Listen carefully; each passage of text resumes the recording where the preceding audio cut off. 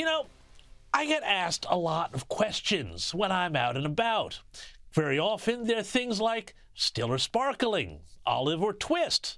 But even more than those things, I get asked, do you really think, James, that Joe Biden is gonna make it to the next election? And that's a question to which I think the answer, as we've discussed, is no.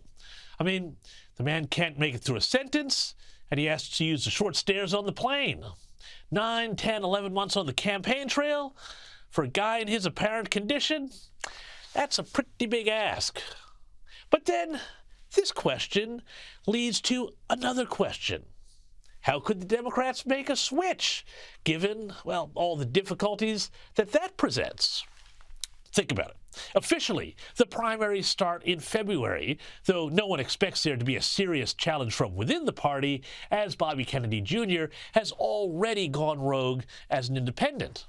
And if the party bigwigs decide to ditch Biden, the logic goes, well, wouldn't they then have to elevate Kamala Harris to the top of the ticket?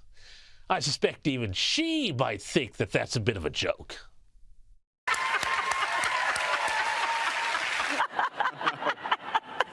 Wah, wah, wah. Yeah, exactly.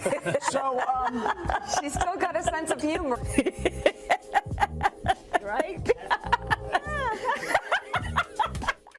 Enough! Let us go forward, unburdened by what has been, and instead look at this rule that the Democrats have written for themselves that I think makes things pretty interesting and could give them a get-out-of-jail-free card on this one. I was looking over this document about the Democratic Convention, and my eyes were drawn to this passage about what happens if there is a problem with a candidate after the convention, which takes place in August next year, 3 months before Americans go to the polls. And this clause says, sounds dry, but it's very interesting. In the event of death, resignation, or disability of a nominee of the party for president or vice president after the adjournment of the National Convention, the national chairperson of the Democratic National Committee shall confer with the Democratic leadership of the U.S. Congress and the Governors Association and report to the Democratic National Committee, which is authorized to fill the vacancy or vacancies, unquote. Now, okay, I hear you saying, what's the big deal about that? Well, simply this. If you parse it, then it looks like, according to this rule, in this eventuality, a resignation, perhaps spurred by a quiet tap on Joe Biden's shoulder, would leave the rest of the ticket in place. That means Kamala Harris, the vice president, would still presumably be locked in, not to be moved out of the VP spot. There's no provision in the rules to automatically move her up the ticket. Unless, of course, she also was to resign and take a chance with a spill to try and put her at the top. Big risk. So, what does this mean?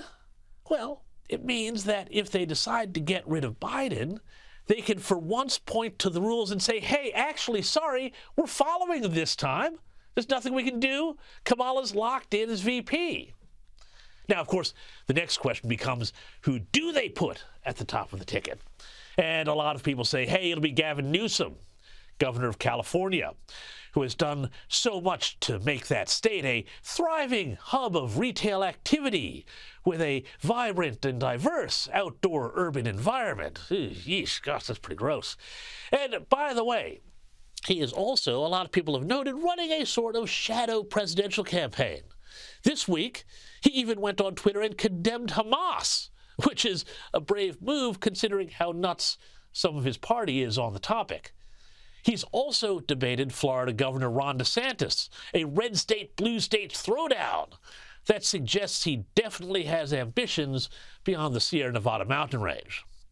Now, some people say yes, but there's a prohibition on two people from the same state, Kamala is California as well, being on the ticket in the Constitution.